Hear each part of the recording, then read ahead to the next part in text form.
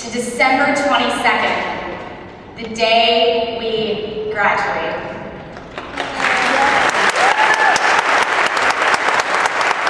I like the sound of that more and more. To my own parents, insane siblings, and other family members, without whom I wouldn't be standing here today, nor would I have any good stories to tell.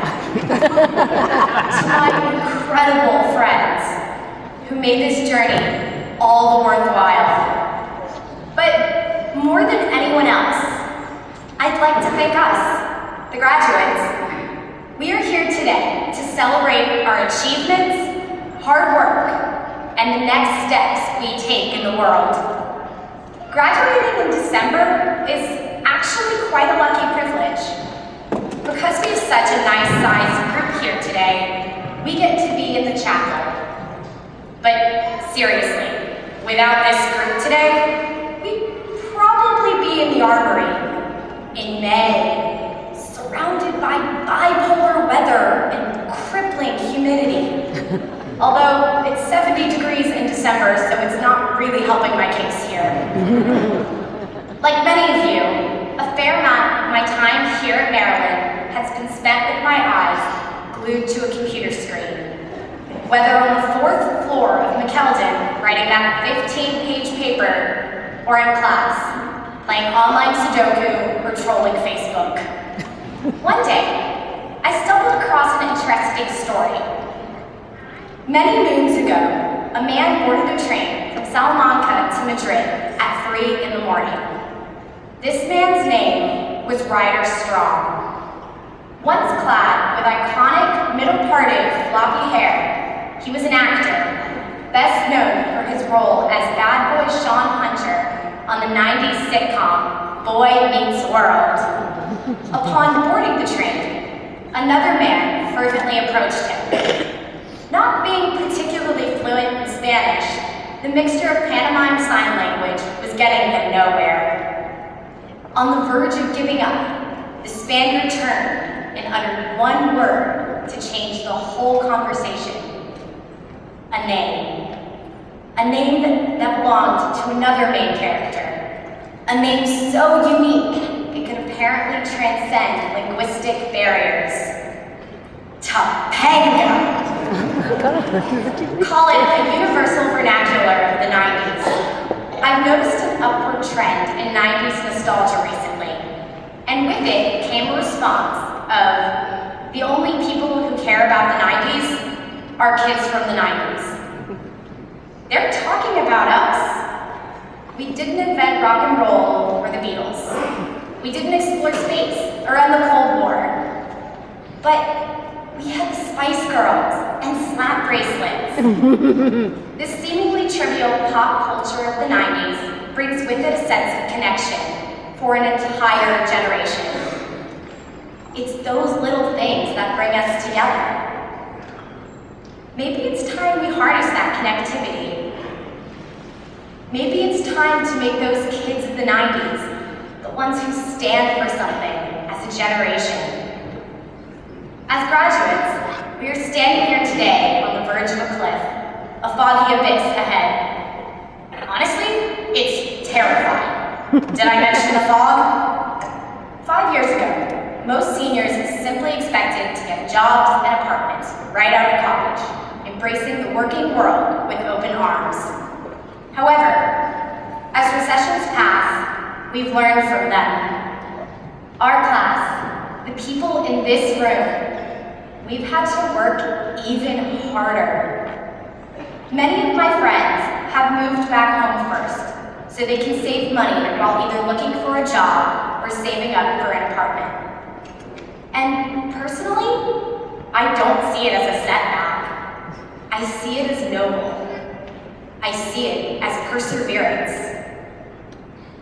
To some degree, we have eliminated this notion of a generation of entitlement in just 5 short years. Imagine what we could do with 10. Imagine the sheer potential we hold for achieving greatness, for making a real change. This is our time. When I first started writing wonder what in the world kind of wisdom I could possibly bequeath unto my classmates. Commencement is really the last time we'll all be gathered in the same room. My message had to be good, and it had to be important. Now, while I know all the words to the ABCs of being backwards and all the lyrics to Benny and the Jets, I looked for insight in someone else. I looked to my grandmother.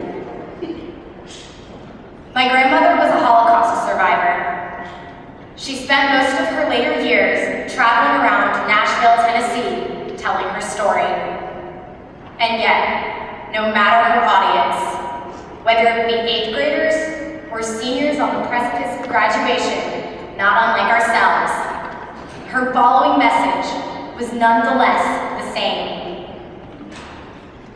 My generation hasn't made a change. My children's generation hasn't been much better. I'm counting on you, this generation, to become kinder, more caring, to stand up for justice and respect for all. If we continue the way we've been going, where are we going to end up?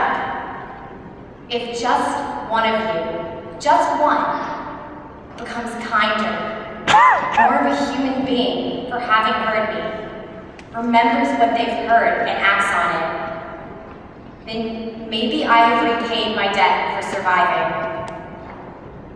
This message resonates even louder as we immerse ourselves in a digital world. Our generation has this obsession with digitalizing our every thought. And let me tell you, they're not all gems.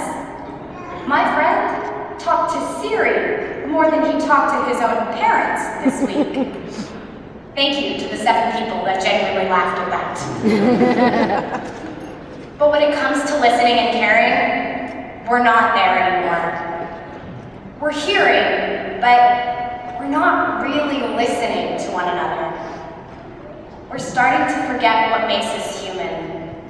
Technology has the potential for greatness and for discovery, but we're getting lost and losing that human connection. And frankly, we can do better. We've been through what? At least 16 years of schooling now, and some of us are bound to continue for even more. And that whole time we've been told, and occasionally bargained at, to do our best, to study harder, to get that A. And I know, after 16 years, it's easy to forget that it's not all about success in our work, how well we've done, or how fast we get promoted, how many diplomas hang on our walls, or how many initials precede or follow our names. It's about what we make of our lives, what we leave behind.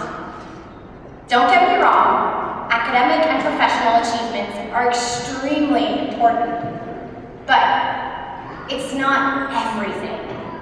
And sometimes outside of the safe walls of tuition and dorms, it's easy to lose sight of that.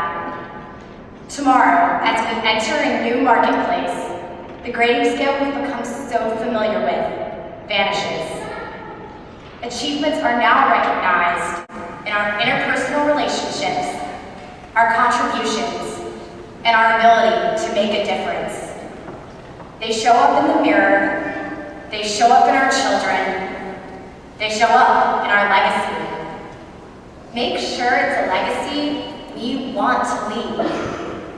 It's important to remember that it's not just about succeeding and doing well in our various pursuits as we leave this room. It's about leaving this world having done a bit of good in it too. And so, as Corey, Sean, Topanga, and Eric departed for their new adventure in New York, they visited their teacher, Mr. Feeney, one last time, sitting in the same classroom, in the same seats they took while in high school. As Feeney stood before them, they inquired, "We wanted to know if you had anything left to teach us." Feeney thought about it, peered through his glasses, and replied, do good. Don't you mean do well? Tank asked. No, I mean do good. So class of 2013, I charge you to do Mr. Feeney proud and to remember his words. Thank you all, and congratulations to the class of 2013. We did it!